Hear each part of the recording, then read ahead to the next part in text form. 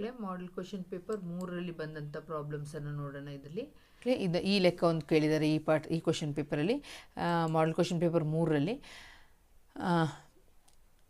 ಇದು ಸಮಾನಾಂತರ ಜೋಡಣೆ. ಮಕ್ಕಳು ಇದು ಎಂಥ ಜೋಡಣೆ? ಸಮಾನಾಂತರ ಜೋಡಣೆ. ಈಗ ನಾವೇನು ಮಾಡಬೇಕು? ನಮಗೆ ಗೊತ್ತಿದೆ 1/R1 RP ಅಂತ ಹೇಳಿದ್ರೆ 1/12 1/8 1/16 ಅಂತ ಮಾಡಿ ಇದನ್ನು ಫಸ್ಟು ನಾವು ಕೂಡಿಸ್ಕೊಳ್ಬೇಕು.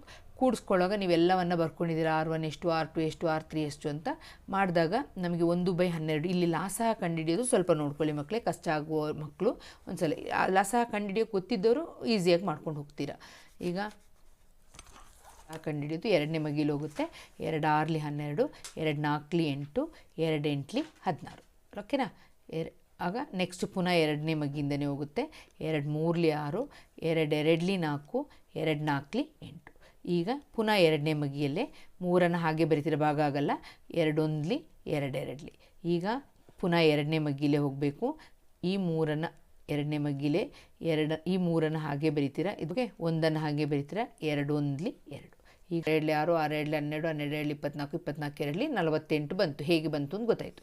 ಈಗ ಇದನ್ನು ಹೇಗೆ ನೋಡಿ ಇಲ್ಲಿ ಇದಿಷ್ಟನ್ನು ಬರೆದ್ರೆ ನೋಡಿ ಎಷ್ಟು ಈಸಿ ಸ್ಕೋರ್ ಮಾಡಲಿಕ್ಕೆ. R1 ಎಷ್ಟು, R2 ಎಲ್ಲವನ್ನು ಬರೆದ್ರೆ ಇದು ಅರ್ಧ ಮಾರ್ಕ್. ಮಕ್ಕಳೇ, ಇದು ನಾನು ಹೇಳ್ತಾ ಇರೋದಲ್ಲ, ಇದು ಮಾಡೆಲ್ ಕ್ವಶನ್ ಪೇಪರ್ದು ಕೀ ಆನ್ಸರ್ ಬೋರ್ಡಿಂದ ಬಿಟ್ಟಿರುವಂಥದ್ದು. ಅದಕ್ಕೆ ನಾನು ಇದನ್ನು ಮಾಡಿ ತೋರಿಸ್ತಾ ಇದ್ದೀನಿ. ಮ್ಯಾಥ್ಸಲ್ಲಿ ನೋಡಿ ಎಷ್ಟು ಈಸಿಯಾಗಿ ಸ್ಕೋರ್ ಮಾಡ್ಬೋದು ಅಂತ ಹೇಳೋದು ಈಗ ಗೊತ್ತಾಯಿತು. ಆಮೇಲೆ ಸೂತ್ರವನ್ನು ಹಾಕ್ತೀರಾ. ಅದನ್ನು ಇಲ್ಲಿ 3 ರೋಧವನ್ನು ಸಮಾನಾಂತರವಾಗಿ ಜೋಡಿಸಿದ್ದಾರೆ. ಆಗ 1/R1 + 1/R2 + 1/R3 ಅಂತ ಬರೀತೀರಾ. ಅದಕ್ಕೆ ಅರ್ಧ ಮಾರ್ಕ್. ಮಾಡಿದ ನಂತರ ಮಕ್ಕಳೇ ನಿಮಗೆ 13/48 ಬರುತ್ತೆ. ಅದನ್ನು ನೀವೇನು ಮಾಡಬೇಕು? ಉತ್ಕ್ರಮ ಮಾಡಿ 48 ಭಾಗಿಸು 13 ಮಾಡಿ ಭಾಗಿಸ್ಬೇಕು. ನೋಡಿ, ಅದಕ್ಕೆ ಸಹ ಅರ್ಧ ಮಾರ್ಕು. ಆಮೇಲೆ ನಮಗೆ ಅಲ್ಲಿ ಏನಾಗುತ್ತೆ? ಅದು ಸರಣಿ ಜೋಡಣೆಯಲ್ಲಿ ಆಗೋದ್ರಿಂದ ಬಂದ ಆನ್ಸರಿಗೆ 3 ರೋಧವನ್ನು ಕೂಡಿಸ್ಬೇಕಾಗತ್ತೆ. ಆಗ ನಮಗೆ 6.69 ಬರ್ತದೆ. ನೆಕ್ಸ್ಟ್ ನಾವು ವಿದ್ಯುತ್ ಪ್ರವಾಹ ಅಂತ ಹೇಳಿದ ತಕ್ಷಣ ನಮಗೆ ಈ ಬಾಕ್ಸ್ ನಮಗೆ ಗೊತ್ತಿರಬೇಕು. ತ್ರಿಭುಜ V = I × R ಅಂತ ಬರ್ಕೊಂಡು ಇಲ್ಲಿ ಕೇಳಿರೋದು ಯಾವುದು? ಐಯನ್ನು ಕೇಳಿರೋದು. ಆಗ V/R ಅಂತ ಬರೆದ್ಬಿಟ್ಟು V ಗೊತ್ತಿದೆ, ಅಲ್ಲಿ ಚಿತ್ರದಲ್ಲೇ ಕೊಟ್ಟಿದ್ದಾರೆ. ವೋಲ್ಟ್ ಎಷ್ಟು ವೋಲ್ಟ್ ಕೊಟ್ಟಿದ್ದಾರೆ? 9 ಅಂತ ಕೊಟ್ಟಿದ್ದಾರೆ. 9 ಭಾಗಿಸು 6.69 ಮಾಡಿದಾಗ ಇಲ್ಲಿ ನಮಗೆ ಬಿಂದುವನ್ನು ತೆಗೆಯೋದೇ ಇಂಪಾರ್ಟೆಂಟ್ ಮಕ್ಕಳೇ.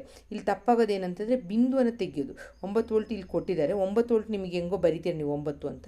ಈ ಬಿಂದುವನ್ನು ಹೆಂಗಾಗೋದು? ಇಲ್ಲಿ ಬಾಕ್ಸೋಗೋ ಸ್ವಲ್ಪ ತಪ್ಪು ಮಾಡ್ತೀರಾ ಮಕ್ಕಳೇ. ಈಗ ಏನಂತಂದರೆ 9 ಭಾಗಿಸು 6.69 ಅಂತ ಕೊಟ್ಟಾಗ ಬಿಂದು ಆದಮೇಲೆ ಎಷ್ಟು ಅಂಕಿ ಇದೆ? 2 ಅಂಕಿ ಇದೆ. ಈ ಬಿಂದುವನ್ನು ಈಚೆಗೆ ಚಲಿಸ್ಬಿಟ್ಟು ಈ 2 ಅಂಕಿಯ ಬದಲಿಗೆ ಮೇಲೇನು ಹಾಕಬೇಕು? ನಾವು 2 0ನ ಹಾಕಬೇಕು. ಮತ್ತು 669ರಿಂದ 900ನ್ನು ಭಾಗಿಸ್ಬೇಕು. 669 ಬಗ್ಗೆ ನಿಮಗೆ ಗೊತ್ತಿಲ್ಲ ಅಂತ ಗೊತ್ತು. ಅಲ್ಲಿ 669 × 1 ಅಂತೇಳಿ ಮಾಡಿ ಗುಣಿಸಿ ಮಾಡಿ ನೋಡಿ. ಓಕೆನಾ? ನೆಕ್ಸ್ಟ್ ಲೆಕ್ಕ ಇದೇ ಥರದ ಲೆಕ್ಕ ನಾವು ಮಾಡಿದ್ವಿ. ವಿದ್ಯುತ್ ಬಳಸಿದ ಎಷ್ಟು ಶಕ್ತಿಯ ಬಳಕೆ ಆಗ್ತದೆ ಅಂತ ಹೇಳೋದನ್ನು ಕಲ್ತಿದ್ದೀವಿ. ಇಲ್ಲಿ ಏನಂತ ಕೇಳಿದ್ದಾರೆ ಅಂತ, ಬಳಸಿದ ಶಕ್ತಿಯ ಮೌಲ್ಯ. ಅಲ್ಲಿನೂ ಅಷ್ಟೇ ಕರೆಂಟ್ ಬಿಲ್ ಎಷ್ಟು ಅಂತ. ಇಲ್ಲಿ ಒಂದೇ ಒಂದು ಕೇಳಿದ್ದಾರೆ, ಏನು? Electric fan. ಅಲ್ಲಿ 2 ಕೇಳಿದರು ಅಲ್ವಾ? ಲಾಸ್ಟ್ ಪ್ರೀವಿಯಸ್ ಕ್ವಶನಲ್ಲಿ ಮಾಡೆಲ್ ಕ್ವಶನ್ ಪೇಪರಲ್ಲಿ 2 ಇದು ಕೊಟ್ಟಿದ್ದರು. ಯಾವುದ್ರದ್ದು? ಇಸ್ತ್ರಿ ಪೆಟ್ಟಿಗೆ ಕೇಳಿದ್ರಲ್ವ? ಇಸ್ತ್ರಿ ಪೆಟ್ಟಿಗೆ ಮತ್ತು ಬ್ರೆಡ್ ಟೋಸ್ಟರ್ದು ಕೇಳಿದರು. ಇಲ್ಲಿ ನೋಡಿ 50 ವ್ಯಾಟ್ ದರದ ಎಲೆಕ್ಟ್ರಿಕ್ ಫ್ಯಾನನ್ನು ಒಂದು ದಿನದಲ್ಲಿ 6 ಗಂಟೆಗಳ ಕಾಲ ಬಳಕೆ ಮಾಡಿದರೆ 1 ಕಿಲೋವ್ಯಾಟ್ ಅವರಿಗೆ 4 ರೂಪಾಯಿ ಅಂತೆ 30 ದಿನ. ಈಗ ನಾವು ಮಾಡಬೇಕಾದ್ರೆ ನಮಗೆ ಸೂತ್ರ ಗೊತ್ತು. ಎನರ್ಜಿ ಬಳಕೆಯಾಗಿದ್ದು ನಿಮಗೆ E = ಏನಂತ ಗೊತ್ತಿದೆ ನಿಮಗೆ? P × T. ಬಟ್ ಇಲ್ಲೊಂದು ಏನು ಎಕ್ಸ್ಟ್ರಾ ಸೇರಿಸ್ಬೇಕು? ತಿಂಗಳನ್ನು ಸೇರಿಸ್ಕೋಬೇಕು. ಅದೇ ಸೂತ್ರ. P ಅಂತ ಹೇಳಿದ್ರೆ 50 ಅಂತೇಳಿ 50 × 6 ಗಂಟೆ ಒಂದು ದಿನಕ್ಕೆ × 30 ದಿನ ಅಂತ ಮಾಡಿ ನಿಮಗೆ ಬರ್ತದೆ 9000 ವ್ಯಾಟ್ ಅವರ್ ಬರ್ತದೆ. ಅದನ್ನು ಕಿಲೋವ್ಯಾಟ್ ಅವರ್ ಮಾಡಬೇಕಾದ್ರೆ ಹೇಳಿದ್ದೀನಿ, 1000ರಿಂದ ಭಾಗಿಸಬೇಕು. ಆಗ 9 ಕಿಲೋವ್ಯಾಟ್ ಅವರ್ ಬರ್ತದೆ. ಒಂದು ಮೌಲ್ಯ ಕೊಟ್ಟಿದ್ದಾರೆ ಎಷ್ಟು ರೂಪಾಯಿ? 4 ರೂಪಾಯಿ ಅಂತ ಕೊಟ್ಟಿದ್ದಾರೆ. 9 × 4 ಎಷ್ಟು ರೂಪಾಯಿ ಆಗುತ್ತೆ?